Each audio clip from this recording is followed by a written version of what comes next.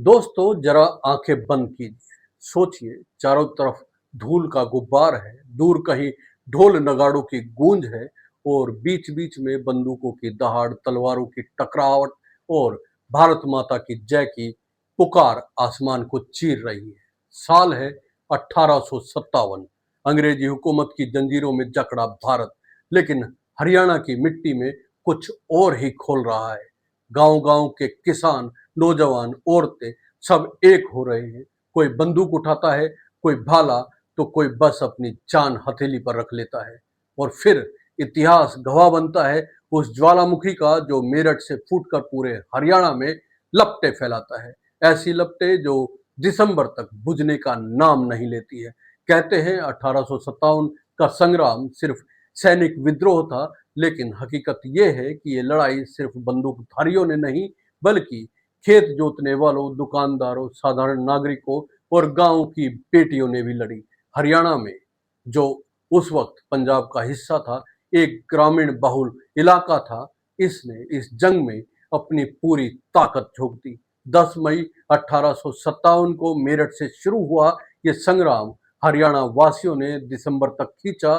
3,467 लोग शहीद हुए, 115 गांवों को अंग्रेजों ने जला डाला, लेकिन आग बुझी नहीं, चिंगारियां पीढ़ियों तक जलती रही।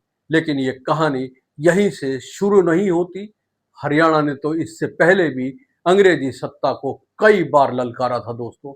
1814 में प्रताप सिंह ने जींद में बिगुल बजाया, 1818 में जोधा सिंह और जाबित खान ने छछरौली और रानिया में बगावत छेड़ी, और 1854 की लजवाना की लड़ाई तो आज भी लोकगीतों में जिंदा है, जहां एक लड़की भोली ने अकेले ही 16 सिपाहियों को मार गिराया था। आज भी गीत गाया जाता है, शेर बाजरा झोली में, 16 काटे भोली में। 10 मई का वो दिन मेरठ में ज्वाला फूट पड़ी। देखते ही देखते अंबाला, लखनऊ, बैरकपुर तक फैल गई। अंबाला छावनी में क्रांति की फुसफुसाहट पहले से थी। 60वीं बटालियन के सैनिकों ने सुबह 9 बजे खुला विद्रोह कर दिया। सिर्फ 3 दिन बाद 13 मई को गोपाल देव, जो मेरठ की लड़ाई में शामिल थे, 500 सिपाहियों के साथ गुरुग्राम पहुंचे। ब्रिटिश अफसर विलियम्स फोर्ड ने रोकने की कोशिश की, लेकिन नाकाम रहा और भाग गया। क्रांतिकारियों के हाथ 7,80,000 रुपए का खजाना लगा। खबर फैली तो पिनगवा, फिरोजपुर, झिरका, सोना सब उठ खड़े हुए। फरूखनगर के अहमद अली, बल्लभगढ़ के नाहर सिंह और पटौदी के अकबर अली सब ने इस जंग में कदम रख दिया।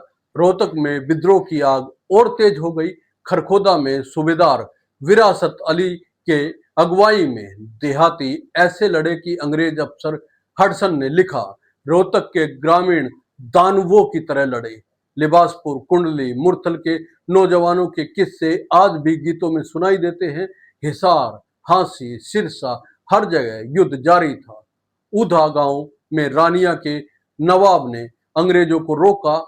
चतरावन, खिरका, एक एक गांव जंग के मैदान में बदल गए।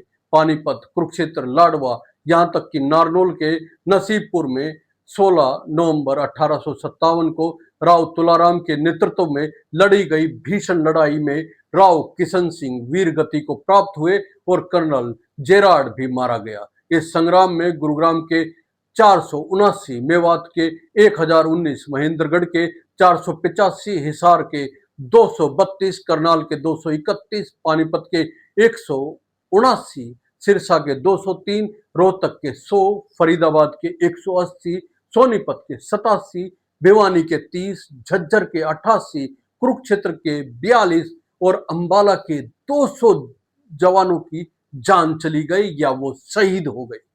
उनके गांवों के नाम इतिहास में दर्ज है।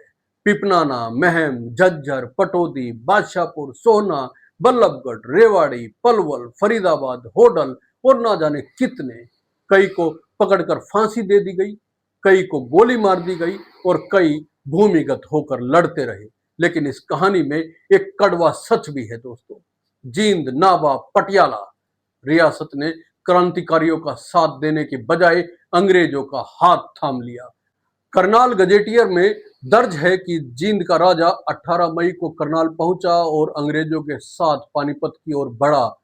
अगर ये रियासतें साथ देती तो शायद दिल्ली पर अंग्रेजों का कब्जा असंभव हो जाता। 1857 के बाद अंग्रेजों ने सिर्फ एक जंग नहीं जीती, उन्होंने इंसानों की जानें, गांवों की पहचान और स्वतंत्रता का सपना कुचलने की कोशिश की। लेकिन हरियाणा के लोगों ने जो साहस दिखाया, जो खून इस मिट्टी में बहाया, वो हम आज भी याद करते हैं और हमें याद दिलाता है कि आजादी मुफ्त में नहीं मिली है। और दोस्तों, आज जब हम तिरंगे के नीचे खड़े हैं, जब हम बिना डर अपनी बात कह सकते हैं, तो ये मत भूलिएगा, ये हक हमें उन बलिदानों की कीमत पर मिला है। और दोस्तों, आज जब हम 79वां स्वतंत्रता दिवस मना रहे हैं, जब तिरंगा आसमान में लहरा रहा है और हम बिना डर अपनी बात कह सकते हैं, तो ये मत भूलिए कि ये हक हम उन बलिदानियों की कीमत पर पा रहे हैं। शत शत नमन उन सभी ज्ञात और अज्ञात वीरों को जिनकी वजह से ये धरती आजाद है। वो मिट गए ताकि हम भी जी सके, यही याद रखना चाहिए। बहुत बहुत धन्यवाद। नमस्कार।